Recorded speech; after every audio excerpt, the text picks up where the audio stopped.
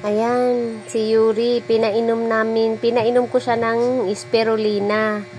Ngayon lang kasi, ang dami niya ng gamot na galing sa vet talaga, yung mga na gamot. Pero parang napansin ko kasi hindi na siya nahirapan na siyang tumayo, hindi siya makapaglakad. Nung sabi ng kaibigan ko ngayon, nag-usap kami, nakaranas kasi akong hindi ako makatayo.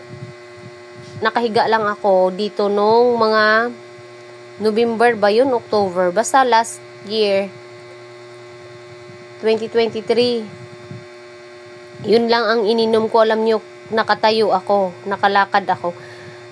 Tapos ngayon, kasi nahirapan si Yuri, tinry namin. Kasi yun herbal siya. So, itry natin. I-update ko kayo kapag okay si Yuri. Ito yung yung ni Yuri ngayon, update. Hindi siya kumakain. Kaya subo-subo ng Cerelac. Testing natin ha, yung spirulina day 1 ngayon uli. Ngayon, si October 15. Ayan. October 15, i-record ko muna siya, tsaka ko siya i-upload.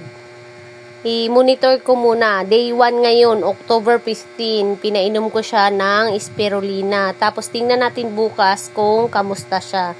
I-update ko kayo. I-video ko. Ang dami kong gamot na tinry.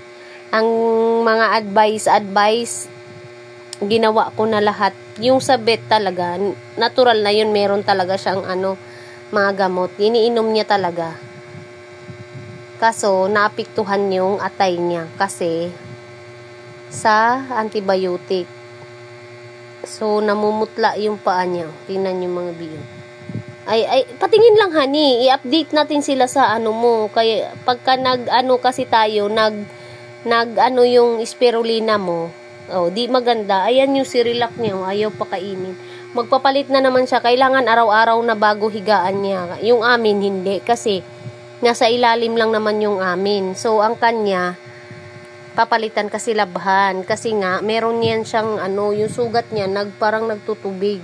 So, ayan, Itong pranila niya, hindi ko yan labahan kasi pangtakip lang naman ang ulo yan. Well, yan, tingnan nyo.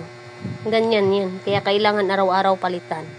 Update, honey, update. Huwag ka magalit. Nagagalit kasi yan siya kasi para alam nila. 'Di ba? Ayan yung sugat niya parang nagtutubig mga bi. Hindi ko alam kung bakit. Ganyan.